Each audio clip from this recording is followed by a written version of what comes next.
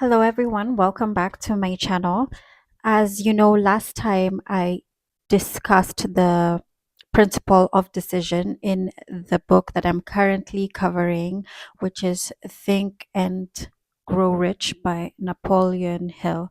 And I hadn't completed that series. I had to stop, but then I'm here and I'm back. And I'll just pick up where I left off.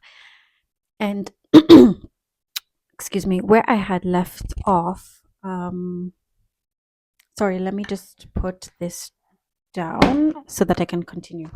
Pardon me. So he gives some examples of people who made decisions quickly and didn't change that decision. However, I will point out that as I was reading this, he gave examples, really great examples, but then without where I come from, I do not come from the Western part of the world. I come from Africa. So my context of American history is not as deep as it should be because I mean, growing up, more, I'm better versed in African history than I am in American history. But this is something that I will look into, but then I changed my mind about about looking into it for the sake of the discussion of this thing, because I think personally it is better to give, for me in this video, to give an example that I am more familiar with that can translate to decision making. So, because the author was familiar with American history, he talked about the people who were able to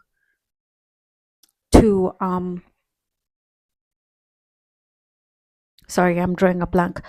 The decisions, the leaders of the country, the founding fathers of America, the things that they had to go through to in order to make America the state that it is now. They had to fight their colonizer, which was at the time, I think, England, and they were they put their lives literally on the line, and they had to collaborate and come together really quickly so that they can get the independence that their country needed.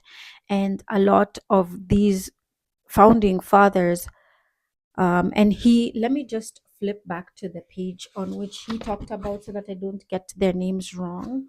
He talks about their names: Samuel Adams. Um, yeah, let me just talk about Samuel Adams. So, anybody who's interested in finding out about that history, some other last names are Adams, Hancock, and Lee. So those are the mastermind group that came up with the idea of, like, coming up with the Declaration of Independence, the things that they had to go through, being threatened with treason, their lives possibly being ended, and for them being, yeah, in those times, treason, the charges and the punishment for treason was, of course, you know, hanging. And so they, because of what they believed in, they were like, this is worth it. And I think that's the point that the author is trying to make, is that whatever decision that you make concerning your life, and in this particular instance, creating wealth, is that you have to be passionate about pursuing that purpose, pursuing that project, pursuing the path that leads to your financial freedom, or your financial, the next, entering into the next rung in the ladder of financial wealth.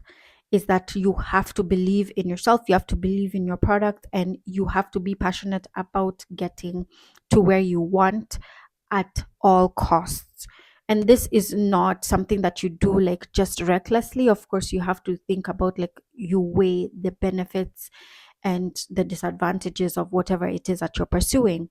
So, as I had discussed in the previous video, I said, like, as I'm reading this book, I'm also discovering that it doesn't only apply to finances, it also applies to the other areas in your life where you want to thrive. As in this case, um, independence.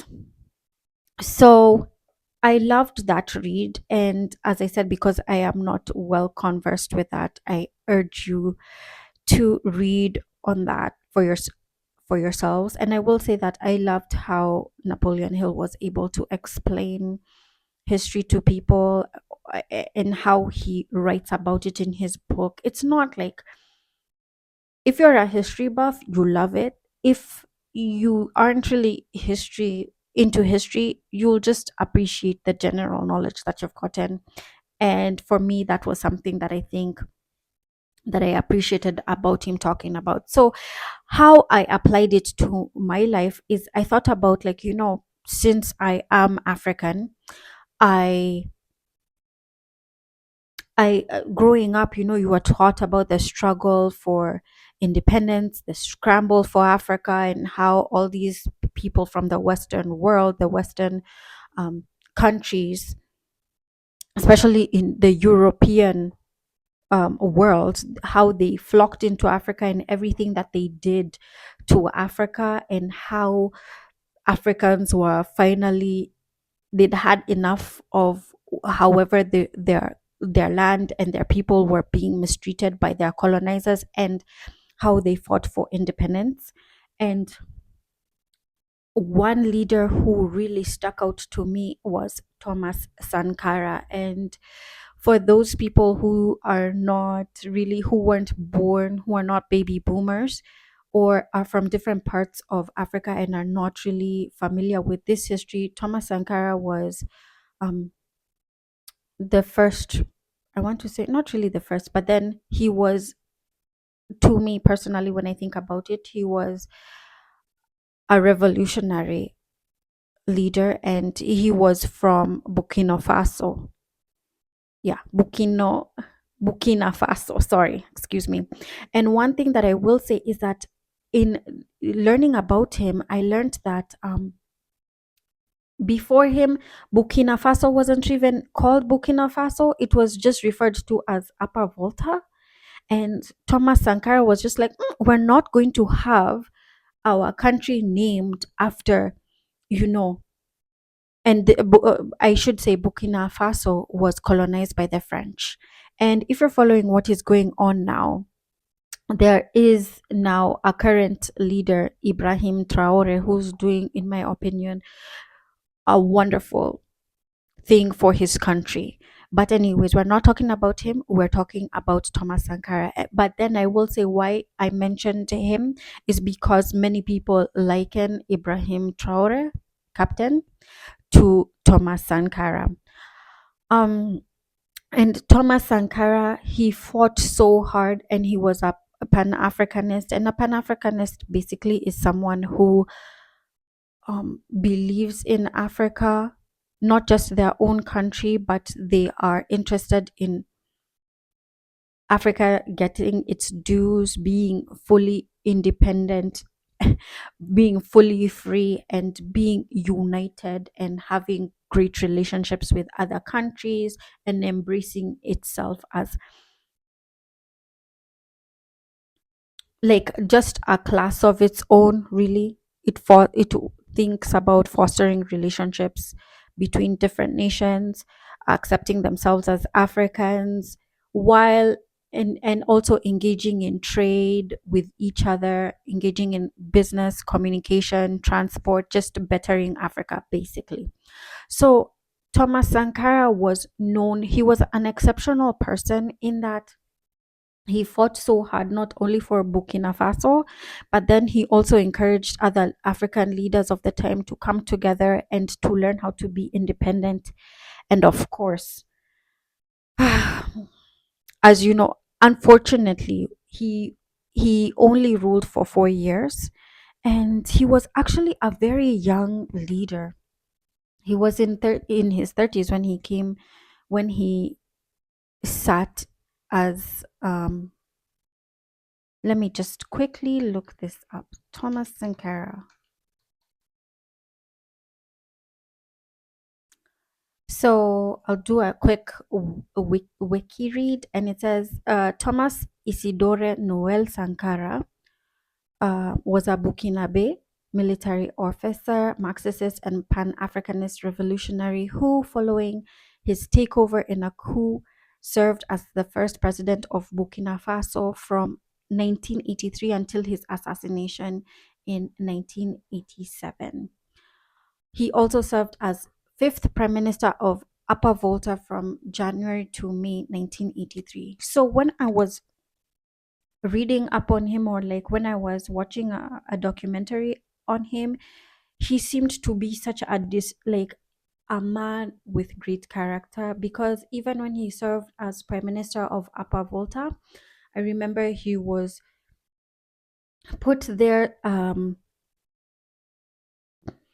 Wait, let me continue reading just a little bit on him. And it says, after Sankara was appointed Prime Minister of the Republic of Upper Volta in 1983, he had political disputes with the sitting government that resulted in his eventual imprisonment. While he was under house arrest, a group of revolutionaries seized power on his behalf in a popular coup later on that year. So, just a little bit background. So he was put as a minister who was in charge of like information, right? How the government communicates information with the public, right? Like media, press, if you can think about all those things. And so when he was given those instructions, it was thought, it was presumed that um he would censor a lot of information, but then to himself he said no, there cannot be not be any trust between the government and the people if truth is not a part of that conversation. So he declined to censor the media, and this is what got him in trouble, because the person who appointed him to that office was just like warned him several times to not just let the press run free, and um, he stood his ground and stood by what he believed in, no matter what the cost came at. And in this situation, it was imprisonment. And then, yeah, as Wikipedia has reported, there was a coup. At the age of 33, I'm still reading the wiki report, Sankara became the president of the Republic of Upper Volta and launched an unprecedented series of social, ecological, and economic reforms that were part of what he referred to as the People's Democratic Revolution. In 1984, Sankara oversaw the remaining of the country.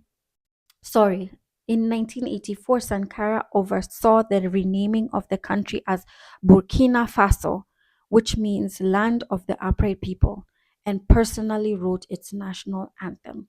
His foreign policy was centered on anti imperialism, and he rejected loans and capital from such organizations as the International Monetary Fund. However, he welcomed some foreign aid in an effort to boost the domestic economy, diversify the sources of assistance, and make Burkina self sufficient.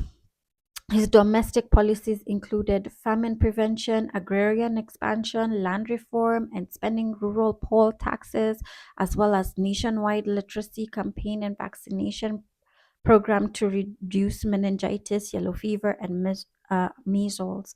Sankara's health programs distributed millions of doses of vaccinations to children across Burkina Faso. His government also focused on building schools, health centers, water reservoirs, and infrastructure projects. He combated desertification of the Sahel by planting more than 10 million trees. Socially, his government enforced the prohibition of female genital mutilation. That's not what it reads on Wikipedia. Forced marriages and polygamy. Sankara forced his populist image by ordering the sale of luxury vehicles and properties owned by the government in order to reduce cost. In addition, he banned what he considered the luxury of air conditioning in government offices and homes of politicians.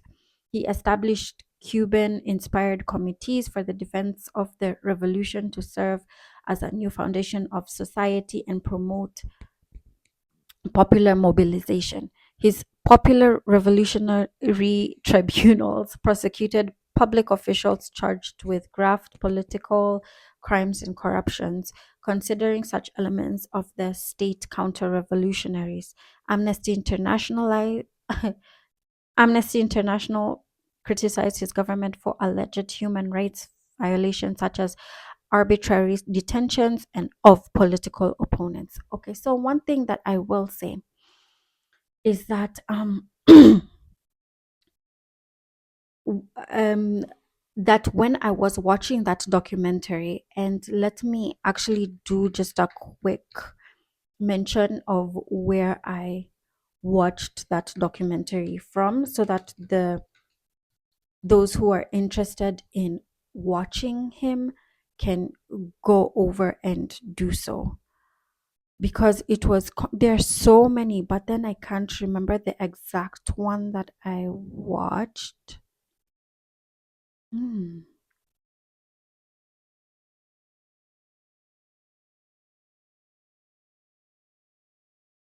Anyways, just to go and watch, just to go click on Thomas Sankara. I searched Thomas Sankara documentary on YouTube. I am very apologetic for not having the name of the YouTuber that I watched. I think, how long was that documentary? I think it was 22 minutes or so.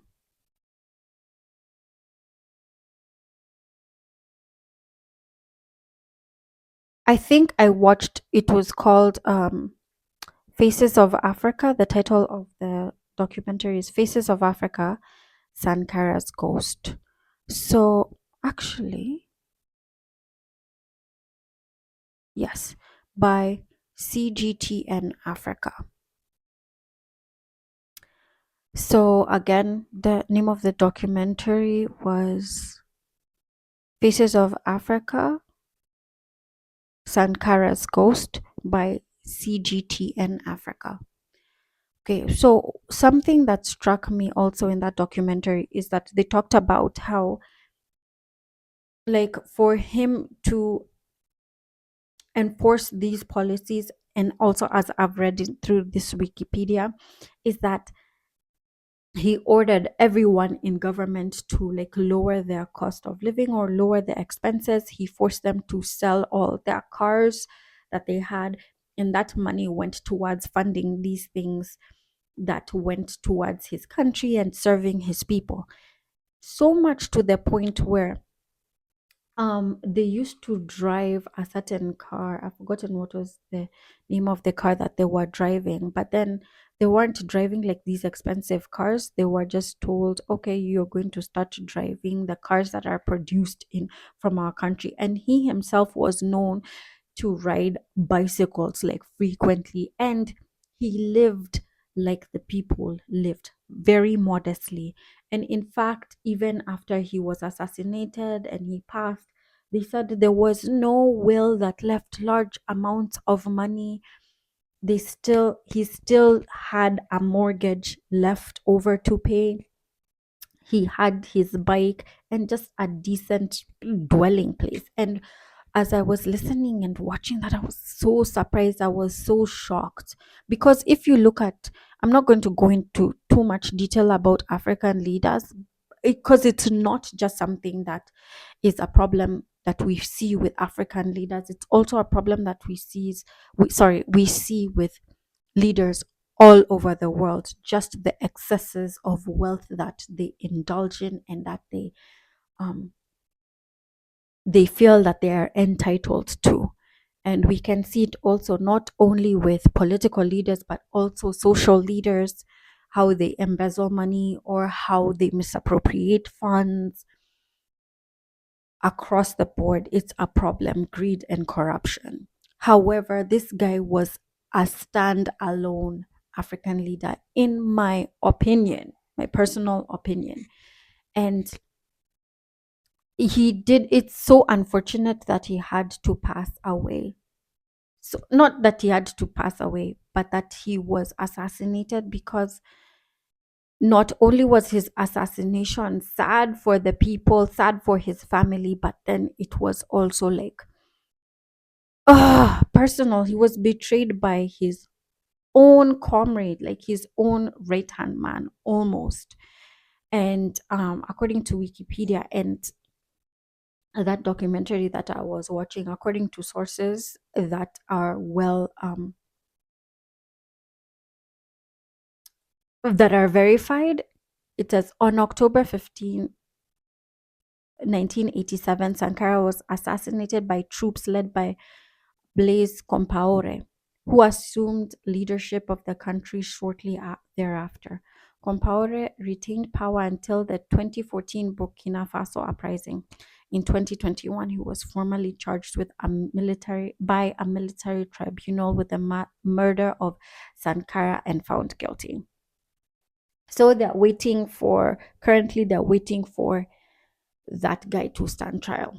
Is he going to? I don't know if he's going to stand trial, give closure to the family, give closure to the country, because he not only robbed his family, but he also robbed his country and his people of a good leader.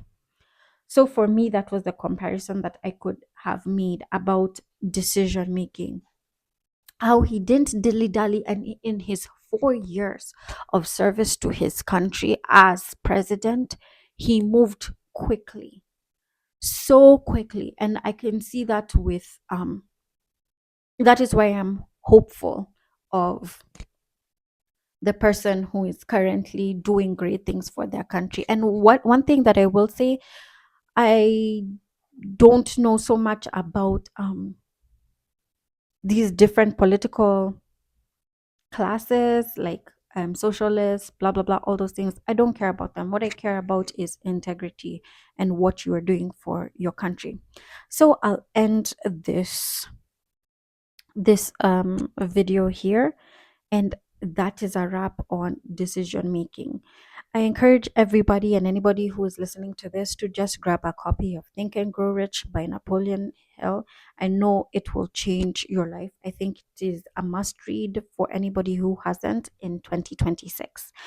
Having said that, this marks the end of this video. I'll see you on the next one.